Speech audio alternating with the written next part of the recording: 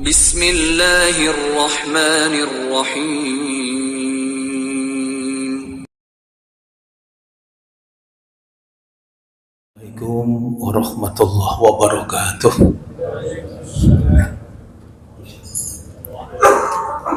Alhamdulillah alladzi kataba nasra wa ta'yida li ibadihil mukhlisin. Innallaha nansuru rusulana walladzina amanu fil hayati dunya wa yawma yaqumul ashhad. Asyhadu an la ilaha illallah wahdahu la syarika lah wa asyhadu anna Muhammadan abduhu wa rasuluh. Allahumma salli wa sallim wa barik ala nabiyyina wa rasulina Muhammad wa ala alihi wa ashabihi alladhina jahadu fillahi haqqa jihadi fakataba lahum rabbuhum izzat dunya wa syahadatal uqba yawma la yanfa'u malun wala banunun illa man atallaha biqalbin salim. Alhamdulillah, puji syukur marilah kita panjatkan kehadirat Allah Subhanahu wa taala atas segala kenikmatan yang dianugerahkan oleh Allah. Tahadus bin nikmah, Allah berikan kesempatan berharga kepada kita berada di bulan yang dimuliakan oleh Allah, bulan yang penuh dengan rahmah, bulan yang penuh dengan maghfirah, bulan yang dengan sekian banyak keistimewaan, syahrul ibadah, syahrul Quran, syahrul jihad, mengantarkan kita, menyelamatkan diri kita dari jalan kehinaan dan tetap terawat, terjaga, hidup dalam kemuliaan, menjadi orang yang bertakwa kepada Allah, yang dengannya menyelamatkan dan membahagiakan untuk kehidupan kita dalam kehidupan di dunia sampai dengan kehidupan di akhirat. Para jamaah, Allah berfirman di Al-Quran surat ke-7, surat Al-A'raf ayat 96, A'udzu billahi minasyaitonir rajim, walau anna ahlal qura amanu wattaqau lafatakhna alaihim barakatim minas sama'i wal ardh. Di ayat ini Allah tegaskan, kalau penduduk sebuah negeri itu hidup dengan landasan iman dan takwa kepada Allah, maka yang didapatkan dalam kehidupan itu Allah akan menganugerahkan, Allah akan mencurahkan keberkahan kehidupan yang diturunkan oleh Allah dari langit, yang dikeluarkan dari bumi. Yang menarik, di Quran itu ada beberapa nama serangga yang dijadikan nama surat oleh Allah. Dan itu menjadi pelajaran bagi kita bagaimana masyarakat penduduk membangun kehidupannya. Coba kita lihat Quran surat ke-29 itu surat Al-Ankabut. Al-Ankabut itu artinya laba-laba.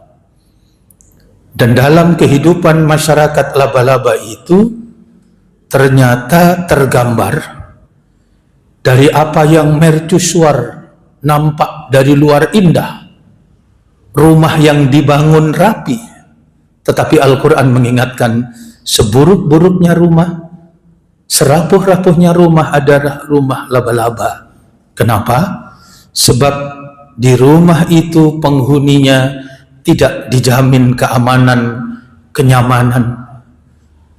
Penghuni rumah itu tidak mampu melindungi bukan hanya dari panas matahari, dari terik hujan, tetapi betul-betul di dalam rumah itu ada perbuatan-perbuatan, ada kekejian, ada perbuatan, bahkan ada perbuatan yang melampaui batas.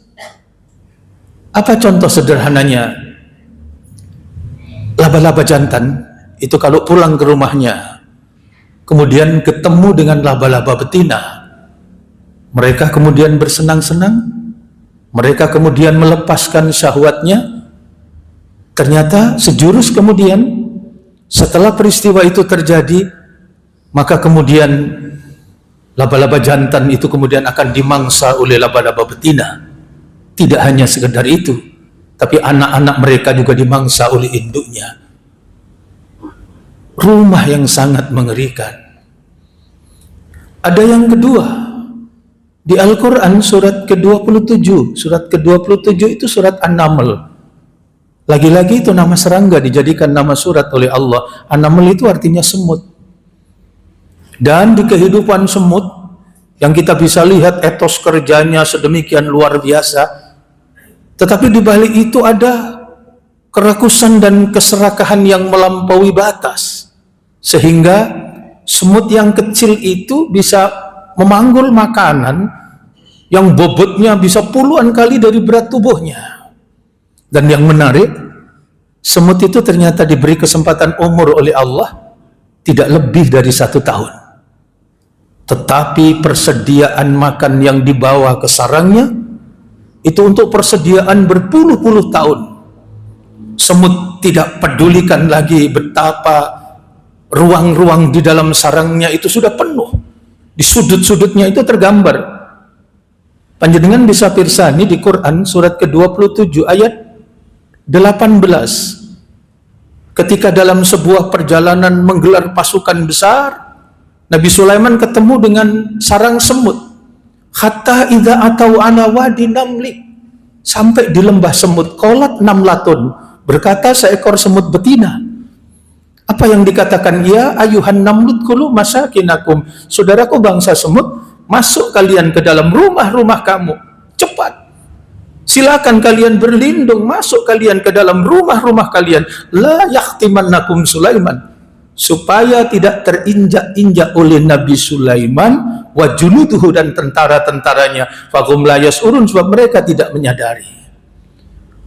Tahu posisi seperti itu, Nabi Sulaiman menahan pasukannya. Ditunggu sampai situasi kondusif, semut-semut itu bisa masuk ke sarang-sarang mereka. Sayangnya pergerakan mereka itu terhambat. Mereka masuk ke rumah itu tidak dengan mudah. Kenapa? Sebab di sudut-sudut rumah mereka penuh dengan barang-barang yang notabene barangkali barang itu tidak diperlukan. Sampai semut-semut ini meninggal. Mereka tidak peduli. Maka barang-barang yang semua dia masukkan ke sarangnya itu barang yang halal, itu barang yang haram. Dan fenomena ini bisa kita rasakan. Manusia ketika tidak mampu mengendalikan kerakusannya, apa yang terjadi? Coba yang sekarang barangkali menurut berita-berita sudah jadi segojangan. Orang menipu dalam berdagang, menyalahgunakan jabatan. Orang korupsi itu tidak ratusan juta, tapi ratusan triliun. Pertanyaannya, buat apa gitu? Hidup ini hanya diberikan oleh Allah sekitar 65 tahun. Kenapa yang hanya untuk 65 tahun itu saking rakusnya sampai mencuri, korupsi ratusan triliun? Ada kehidupan masyarakat yang dibangun model kehidupan semut. Nah, para jamaah, yang menarik ada lagi nama surat yang dijadikan oleh Allah dari nama serangga, yaitu surat ke-16. Surat ke-16 itu surat An-Nahl. An-Nahl itu lebah.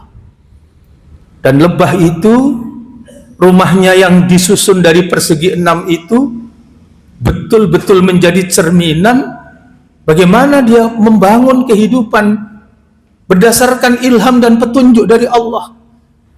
Komunikasinya betul-betul didasarkan pada bimbingan Allah. Sampai Nabi itu memberikan contoh, mukmin itu akhlaknya seperti lebah. Kenapa lebah? Ada 2 istimewanya. 1, lebah itu tidak memasukkan sesuatu ke dalam dirinya kecuali sesuatu yang baik dan indah. Yang kedua, lebah itu tidak mengeluarkan sesuatu dari dirinya kecuali sesuatu yang baik dan berguna, yaitu madu. Rumah mereka bersih, steril, semua virus dan bakteri tidak bisa masuk. Rumah mereka terjawab dengan perilaku mereka yang bersih, betul-betul selektif, sehingga rumah mereka menjadi rumah yang sehat, rumah yang ideal. Di situ tersimpan kekayaan berharga, yaitu madu. Inilah pelajaran yang diberikan oleh Allah. maka kehidupan masyarakat yang didasarkan pada keyakinan kepada Allah, kehidupan masyarakat yang dibangun dengan kemuliaan, yaitu orang yang betul-betul bertakwa kepada Allah. Takwa itu ada 3 bagian. Takwa Allah ayyuta'a. Orang yang bertakwa itu orang yang hidupnya taat. Takwa Allah wa yuskara. Orang yang bertakwa itu orang yang hidupnya bersyukur. Dan yang ketiga, takwa Allah wa yudkara. Orang yang bertakwa itu orang yang senantiasa ingat kepada Allah. Dengan berbekal jalan kemuliaan inilah kemudian Allah jamin.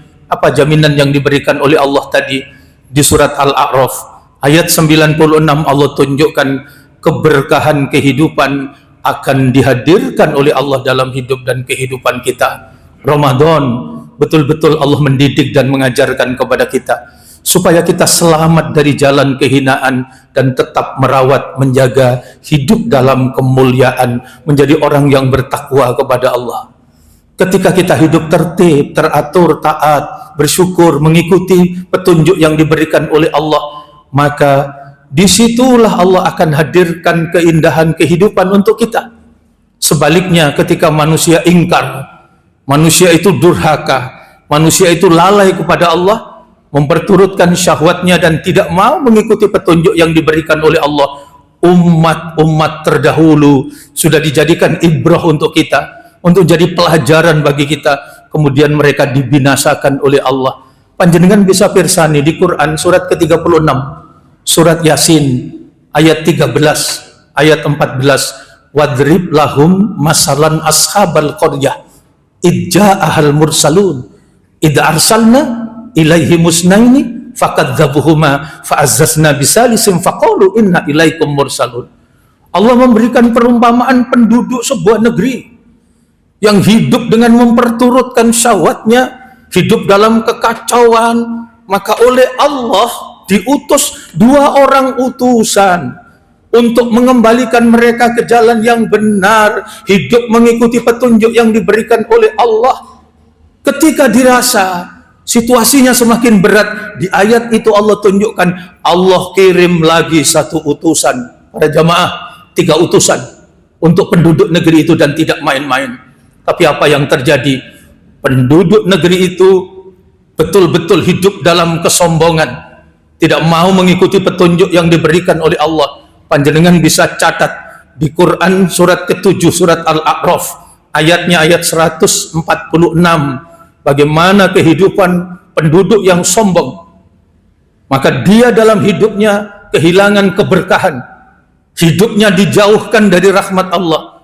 Allah berikan petunjuk, sa'asrifu an ayati alladziina yatakabbaruna fil ardi bighairil haqq wa iyaraw kulla ayati la yu'minu biha wa iyaraw sabilal rusdi la yattakhiduhu sabila wa iyaraw sabilal ghayyi yattakhiduhu sabila dzalika bi annahum kadzdzabu bi ayatina wa kanu anha ghafilin. Aku jauhkan dari rahmatku. Siapa yang dijauhkan dari rahmat Allah? Yatakabbaruna fil ardi bighairil haqq. Manusia-manusia yang menyombongkan dirinya di permukaan bumi. Sombong itu cirinya ada 2. Pertama, batarul haq, menolak kebenaran, tidak mau diatur oleh Allah. Yang kedua, dengan segala kelebihan yang dia miliki, tidak menjadikan dia tahu diri, tapi menjadikan dia menyepelekan dan meremehkan orang lain. Cirinya, wa iyyaru kulla ayati la yu'minu biha. Kalau dibacakan ayat-ayat Al-Quran, kalau ditunjukkan ayat-ayat Allah, dia tidak mau beriman. Yang kedua, wa iyyaru sabila rusdi la yattakhiduhu sabila. Jika diingatkan kepadanya, inilah orang yang sukses, inilah orang yang berhasil, inilah orang yang hidup teratur, rusdi, jawabannya tetap dengan kesombongannya, la yattakhiduhu sabila, saya tidak peduli, saya tidak mengikutinya. Yang ketiga, wa iyaraw sabilal ghayyi, jika ditunjukkan kepadanya ini buruk, ini jelek, ini hina, ini sesat, jangan pernah melewati jalan itu. Wa iyaraw sabilal ghayyi, dia tetap dengan kesombongannya, saya tidak peduli, yattakhiduhu sabila, saya akan melewatinya. Terakhir Allah tunjukkan zalika bi annahum kadzdzabu bi ayatina wa kanu anha ghafilin. Demikian itu sebab mereka mendustakan ayat-ayat Allah dan mereka adalah orang-orang yang lalai. Para jamaah, dan itu terbukti. Di surat Yasin itu kemudian kalau panjenengan ikuti ayat 20, ayat 21, ditunjukkan wajah min aqsal madinati rajulu yas'a qala ya qaumi ittabi'ul mursalin ittabi'u man la yas'alukum ajra wa hum muhtadun. Lari tergopoh-gopoh dari sudut kota seorang laki-laki, wajah min aqsal madinah. Siapa yang lari? Ini dalam beberapa riwayat tafsir, orang ini namanya Sirin An-Najr. Di riwayat yang lain disebut Habib An-Najr, penduduk biasa, tapi dia punya iman yang luar biasa. Dia ngerti model masyarakat penduduk di negerinya yang hidupnya keras kepala, tidak mau dengan nasihat. Dia lari takut terlambat. Terlambat kenapa? 3 utusan ini akan dibantai. Dan betul, Sirin An-Najr masih bisa mengikuti nasihat dari 3 utusan itu. Ketika penduduk negeri itu dengan segala kesombongan, dia mengatakan, segera angkat kaki dari negeri kami. Kalau tidak, engkau akan aku siksa. Kalau tidak, engkau akan aku rajam. Dan engkau akan mendapatkan siksaan yang tidak pernah dirasakan oleh siapapun. Kenapa? Kesulitan, kesusahan, bencana dan malapetaka yang saya alami ini disebabkan karena kehadiran kalian-kalian. Karena itu segera tinggalkan tempat ini. Pada utusan itu kemudian menimpali, kenapa kami yang engkau persalahkan? Kenapa kami yang kau jadikan kambing hitam atas segala kesulitan, kekacauan dan ketimpangan kehidupan kalian yang rusak? Itu semua terjadi, kalian paham, itu karena kalian mengumbar syahwat, mengikuti hawa nafsu kalian, tidak mau mengikuti petunjuk yang diberikan oleh Allah. Sekarang datanglah kepada kami, bertaubatlah, kembalilah ke jalan yang benar. Kami ini diutus oleh Allah untuk mengajak kalian kembali ke jalan yang benar. Tahu itu, Sirin An-Najr kemudian menimpali ayat 21 itu, ittabi'u man la yas'alukum ajra wa hum muhtadun. Saudaraku, ikutlah para utusan Allah ini. Kenapa? Sebab mereka ajron. Apa ajron? Tidak minta imbalan. Apa yang dirampas dari kalian, apa yang hilang dari kalian, mereka adalah utusan Allah yang tidak minta apapun. Yang kedua, muhtadun, mereka adalah orang yang benar. Kenapa? Sebab mereka mendapat petunjuk. Itu tidak merubah arah pikiran mereka, dan 3 utusan itu kemudian dibantai, termasuk Sirin An-Najr. Sehingga kemudian di surat Yasin, kalau panjenengan ikuti ayat 20, 21 sampai 29, kita akan mendapatkan apa? Penduduk negeri itu dibinasakan oleh Allah dengan cara yang sangat mudah. Bukan dengan tsunami, bukan dengan bencana-bencana yang besar, pasukan-pasukan Allah, angin dan sebagainya. Cukup dengan teriakan kecil, suara kecil saja mereka kemudian dibinasakan oleh Allah. Dan itu menjadi pelajaran bagi kita semua. Mudah-mudahan umur kita ini barokah. Mudah-mudahan Ramadan mengantarkan kepada kita, meningkatkan keimanan dan ketakwaan kepada kita. Singkat, ada 5 golongan orang yang rugi ketika berada di bulan Ramadan. 1, orang yang puasa tapi tidak dapat apa-apa kecuali haus dan lapar. Kenapa? Sebab mereka tidak mampu menahan hawa nafsunya. Yang kedua, siapa yang rugi? Orang yang merasa Ramadan itu biasa-biasa saja, padahal Ramadan adalah bulan istimewa. Yang ketiga, siapa yang rugi kedatangan Ramadan? Yaitu orang yang betul-betul melewatkan Ramadan terlena, dan Ramadan dia sia-siakan. Yang keempat juga termasuk rugi. Siapa? Orang yang jadi alim, orang yang jadi soleh di bulan Ramadan, sayangnya tidak istiqomah. Selepas Ramadan kembali ke dalam dosa dan maksiat. Dan yang terakhir, siapa yang rugi dan paling rugi ketika berada di tengah Ramadan?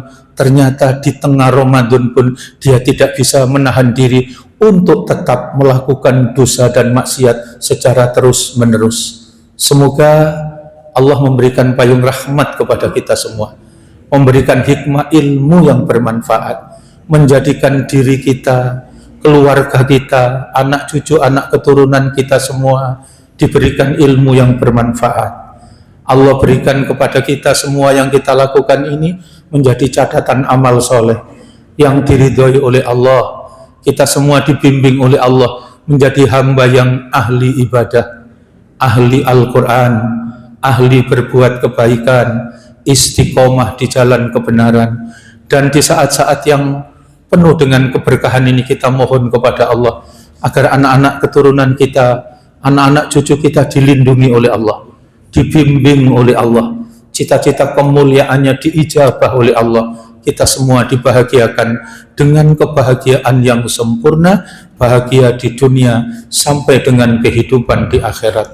Allahumma ja'al awwala hadza yauma salaha wa awsatuhu falaha wa akhiruhu najaha wa as'aluka khairat dunya wal akhirah ya hayyu ya qayyum bi rahmatika astaghis aslih li sa'ni kullahu wa la taqilni ila nafsi tarfata aini rabbana atina fid dunya hasanah wa fil akhirati hasanah wa qina adzabannar walhamdulillahi rabbil alamin. Subhanakallahumma wa bihamdika asyhadu an la ilaha illa anta astaghfiruka wa atubu ilaik. Assalamualaikum warahmatullahi wabarakatuh.